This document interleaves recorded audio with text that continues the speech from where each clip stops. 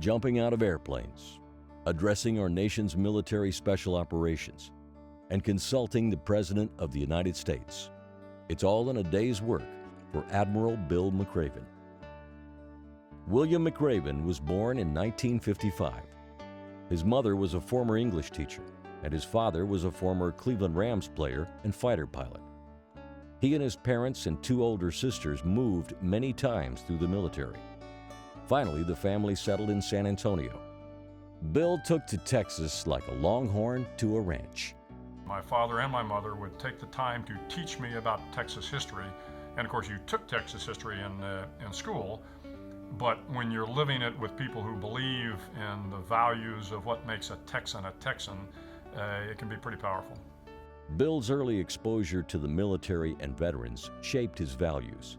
His parents and their friends emphasized hard work, education, and discipline. And so I grew up in a household and with a lot of friends that were World War II veterans.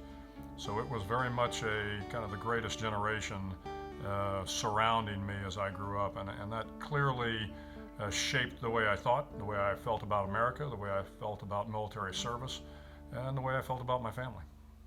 Bill came to UT on a Navy ROTC scholarship. He also ran track for 2 years and studied journalism. His studies and extracurriculars led to many early mornings and a lot of discipline. Attending the University of Texas definitely changed my life in a number of ways. It forced you, I think, to be disciplined in life. I got to the point where you had to get up early in order to meet your ROTC commitments, your track commitments, your school commitments. You had to work hard all day long. Bill also found time for fun at UT. He met his wife, Georgianne, through the Naval ROTC Little Sisters program. They have 3 adult children, Bill, John, and Kelly. Georgianne made raising their family possible, her husband says. She's been a fantastic mother, a great wife, a great friend, and also she, as you go through any career, and certainly in the military, you fall down periodically. And in my military career, I've failed often, I've made mistakes, and sometimes you need somebody that will still love you through all of that, pick you up, dust you off, and say, it's okay, keep moving. And she's had to do that for 34 years of married life. Bill graduated in 1977. After college, he made it into the elite Navy SEALs. He worked on an underwater demolition team. War looks much different now than it did when Bill first studied it, but the SEALs taught him to be adaptable. From the time you come in as a Navy SEAL, you have to learn to adapt.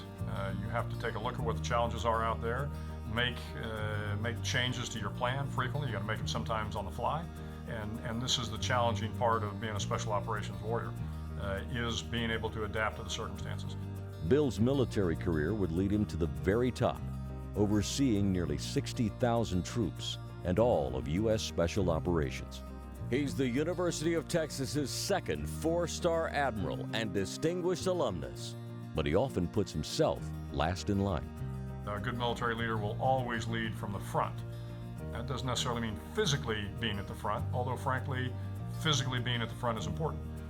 Sometimes it means being last in the chow line to make sure that all the troops go eat before you as an officer go eat or you as a senior enlisted go eat. But leadership really is about taking care of the troops. It's about leading and leading from the front. And I think if you understand those 2 aspects of leadership, most people will do just fine. While he was commander of Joint Special Operations Command, the admiral oversaw Operation Neptune Spear. It led to the death of the world's most wanted terrorist, Osama bin Laden. But while the raid was high profile, he knew that first and foremost it was a task to be carried out safely. I wasn't focused too much on the death of bin Laden at the time. We needed to get the boys back, so the mission was a long ways from over at the time. I think Secretary Clinton said there were no high-five moments. We had a job to do, and we did it to the best of our ability. Bill says the country should be proud of the decisions made during the process. Throughout the course of the discussions, there was no rancor. There was no hidden agendas. They just wanted to get the job done. And again, I think the American people, regardless of what side of the aisle the American people might be from, they would be very proud of their president and his national security team. An admiral doesn't always have much free time, but Bill plays and watches sports whenever he can. and he's still figuring out how to fill his time when he retires. I do spend time playing basketball when I get the chance out on the gym with the young kids. But my days are pretty packed, so I don't have a whole lot of time for hobbies. Maybe when I retire, I'll take up golf. No, probably not. Bill has climbed to the highest military heights possible, but he still believes his keys to success are simple enough to be replicated: hard work and good character. I don't think anybody in this world is entitled to anything, so you've got to work for it. And if I had one bit of wisdom to pass on to young kids coming into the University of Texas or anywhere else, is work hard when you get to school. The hard work will pay off. And if you happen to make 4.0 GPA, that's fantastic.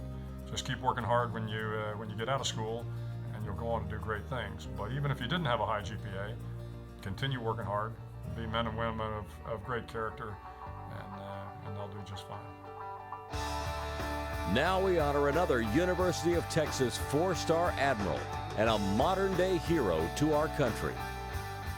William McRaven, Distinguished Alumnus of the University of Texas at Austin.